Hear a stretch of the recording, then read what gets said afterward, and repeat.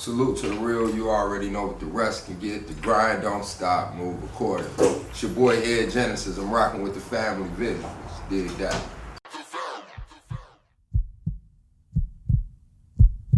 And when I awake from my long dark sleep, a nation shall rise.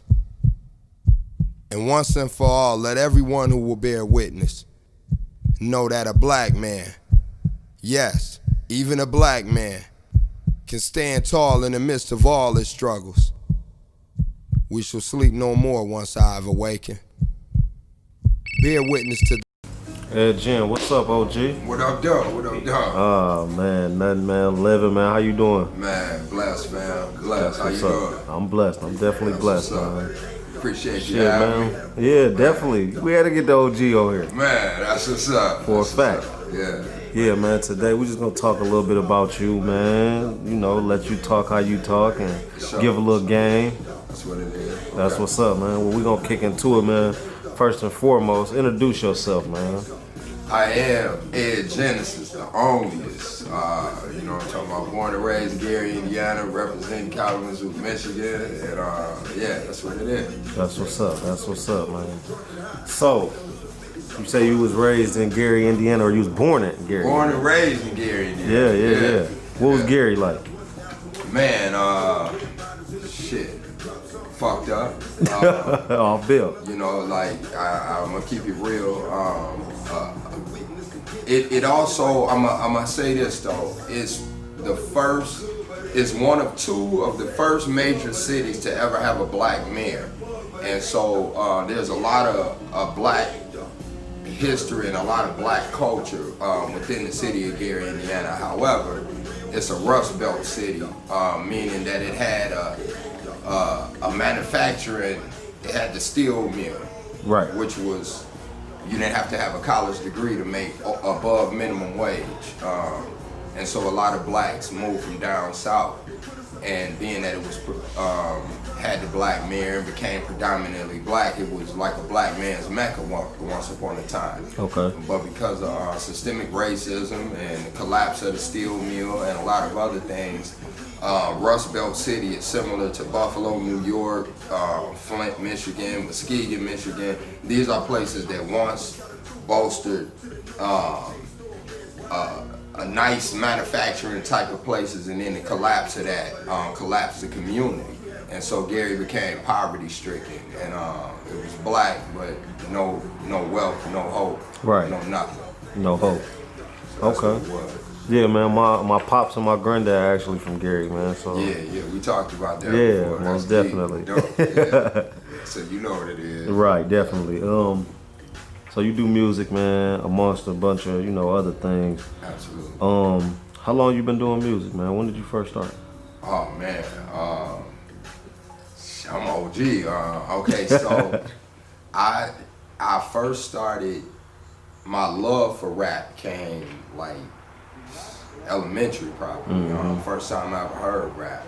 But as far as taking it serious and thinking that I can do something, if not nothing else, but my homeboys recording on a tape or something like that, I'll say like the 90s. Mm-hmm. You know, yeah. Okay. 90s, yeah. So okay. 20 plus. Okay. Definitely a vet. Yeah, definitely. When was your first show? What was it like? Oh, you know what? Okay, so that's dope. Some of my first shows moving to Kalamazoo, as soon as I moved here, I was able to get in tune with my cousins. I got a lot of cousins in Kalamazoo, Michigan. Mm-hmm. And so we got in Break It Down Posse. And it was me and my homeboys, man. I had the high top fade. And so we was rapping at Bronson Park, Martin Luther King Park, whatever they let us rap at right then. And as far as a solo artist, the first time I had the confidence to say, man, I think I can do this, show at Lincoln. And I was 19 years old. Yeah. That's hard. You turned it up? Man, I went up there and rapped over Cosmic Rain Dance and blew their mind, man. They had no idea, That was a different culture. So from Gary, Cosmic Rain Dance wasn't like that.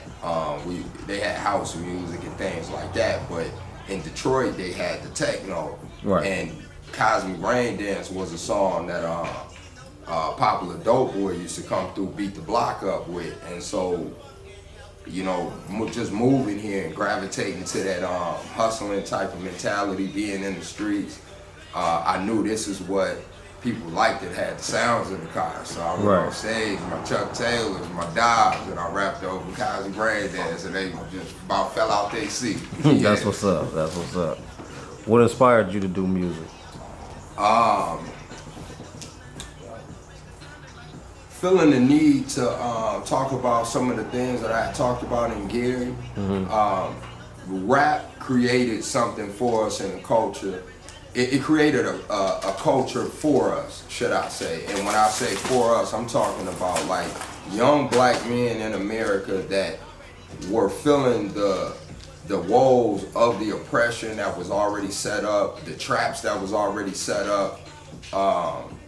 Blues provided a way of singing about it, and jazz had a way of allowing you to forget about it almost. And when you combine the two together, it kind of birthed hip hop. And out of hip hop, when it touched me, it was like, you know what, that's something I have to do. So what inspired me to rap and continue to rap is the need to express myself and tell the stories of the ones, my brothers, my sisters, the people that, they can't rap or express themselves like that. So, Facts. Yeah. That's dope, man. About how much music do you think you have made? Whoa. A lot. I don't know. I just got a direct deposit September, and I looked at the list. I have 11 projects going at the same time. So out of that, there's 4 complete albums,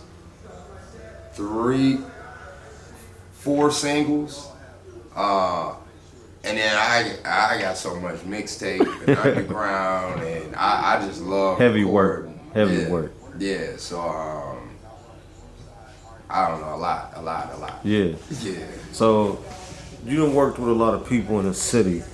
Yeah. It's a lot of new, younger artists, coming up right now, and sometimes these younger artists don't always respect the OGs, or they feel like you can't really tell them nothing. So what's some advice that you still could give them here today that they wouldn't listen to, if you think you bumped into them in the store or something like that? What's some advice you would give to them on, street knowledge or the music industry or anything? Okay, paperwork over views. Eazy-E said it in a rap, and it went over my head when I was young on a song with DOC called The Grand Finale. And he talked about get paid then rap. Because all that other bullshit without money ain't jack. Fame is cool, being known is cool, but paperwork. And it's funny, it's not funny, but just to fast forward, Eazy-E didn't write a rap. Eazy-E don't write. Right. People wrote for him. But he said in that song that paperwork was bigger than fame. And then years later to watch the NWA movie, you're like, wow, he was on his business work, and whoever wrote his rap knew he was on his business work, but still wasn't on theirs enough around them. So that's what I would tell to any younger artist, especially if you got the spark and you got the views, the fame, get that paperwork in order, because you can get money off that. Definitely can get money. And so that's what I would say. And then don't just focus on feeding the block. If you feed the block, feed the block in a real type of way. Right. Get the money in any genre, aspect, hood, city, country, whatever you can. And if you have any intention on feeding the block, don't feed them you riding through on a Rolls Royce and all your jewels on and you doing good, feed them, pass out some turkeys and some dressing and some, you know what I'm saying, some book bags and some things like that, and show them what entrepreneur and hustling and grinding looks like, not just what success looks like. Exactly. You know, yeah. So that's what I would share with anybody, old or young, honestly, but especially the young artists, because young artists, y'all have an advantage right now with streaming and music placement. You can get money that we used to have to get out the trunk and be out there all day and get. Right. Real talk. I'm talking about hand-to-hand sales. Yeah. And now you can do that. Man, I can sell 50 CDs in South Carolina without going there now. Right. Yeah, that's mind-blowing to me. That's definitely mind-blowing. Man, that's mind-blowing. Yeah. Mel, what's your favorite song that you made? Whoa. Favorite song I ever made? That's deep. 'Cause I got a lot of them and they so personal to me. Yeah. So I'll say my favorite would be, what do I just love to listen to that I made? It's kind of hard. It is. I say the people told me No Breaks. No Breaks. It's like one of them ones. So I wouldn't say that's my personal favorite. I don't have a favorite. I don't think. That's hard to ask. I don't have one. Current, my favorite would be Ain't Dough. Appreciate it. I like Ain't Dough, man. I really like the whole concept of it. Yeah, thank you.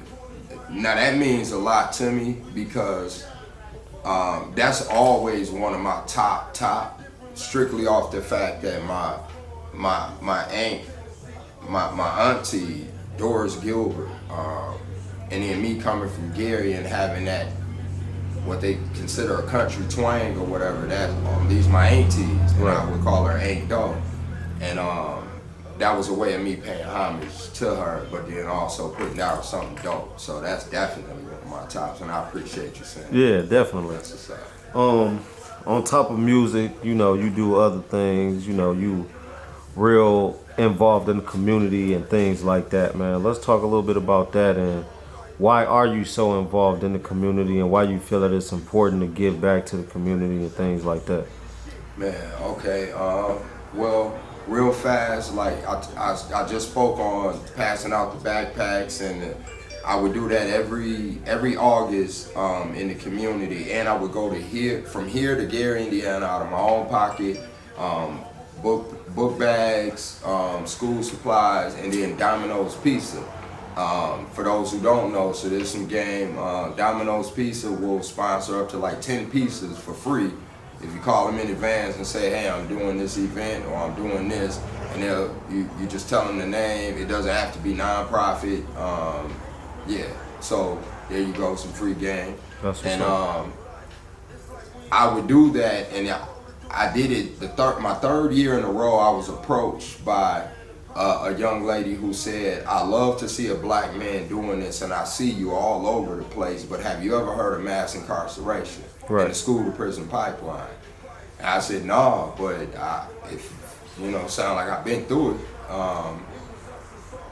She invited me to a meeting.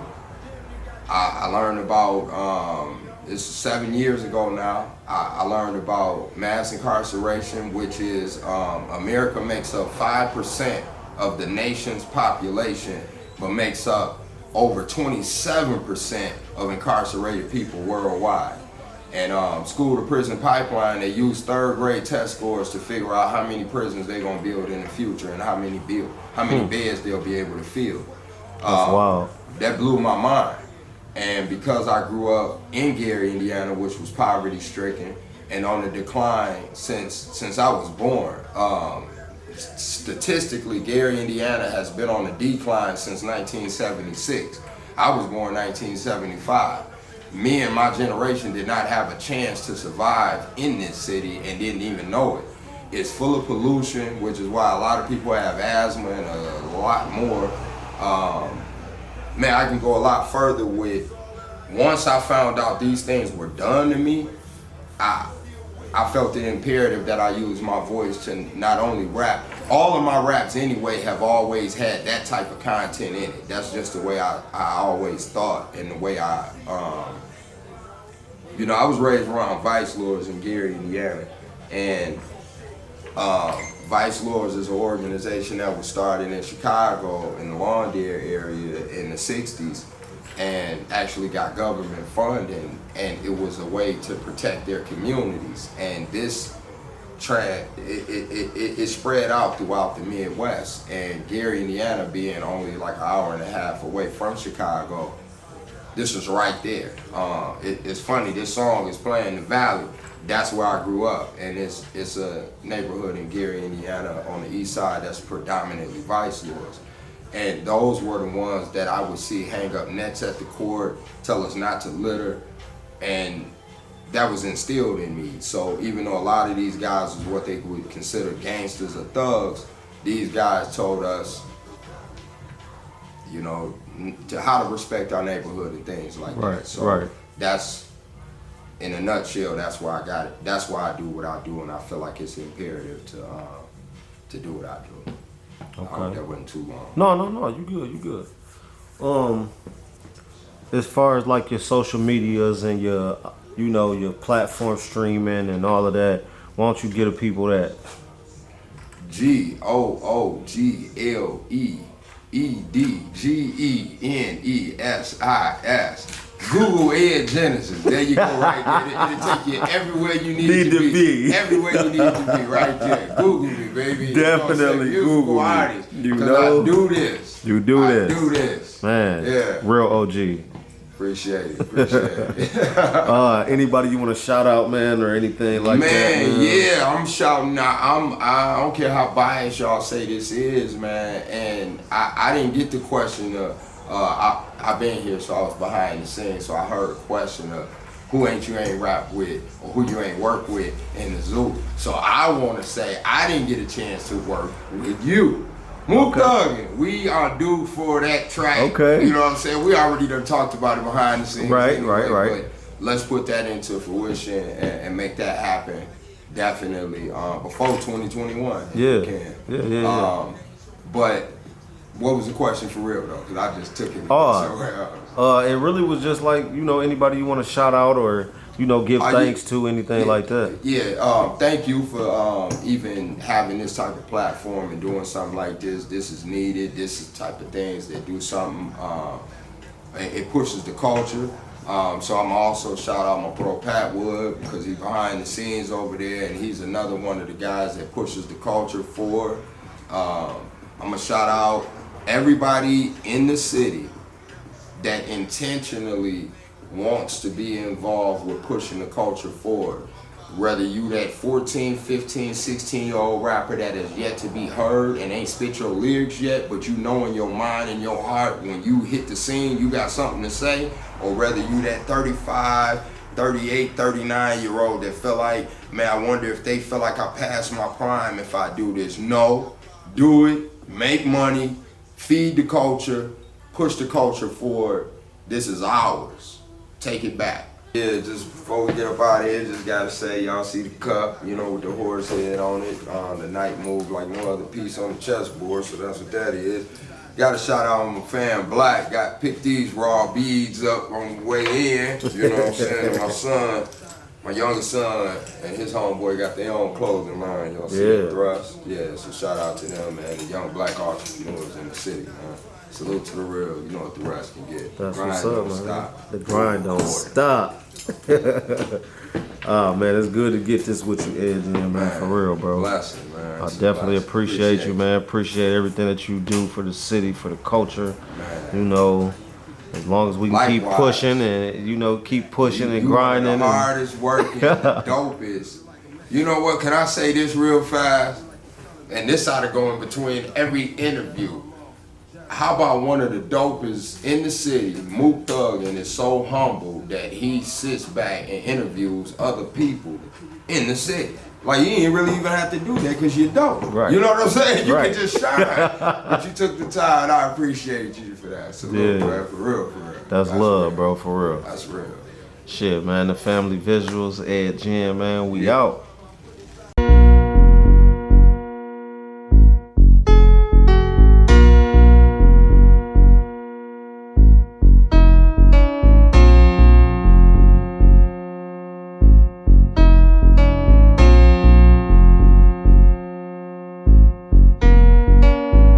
Thought it was all good, but it ain't though. They said that it was love, but it ain't though. Thought you had a plug, but it ain't though. It ain't though. It ain't though. Thought it was a game, but it ain't though. They said it's about fame, but it ain't though. Thought it was real, it's a shame, but it ain't though. It ain't though. It ain't though. So many claim to be winning, but ain't though. They only pretending to make you think so. Keep you guessing like contestants on the game show. Too much stress and block blessings and your brain flow. And the same go.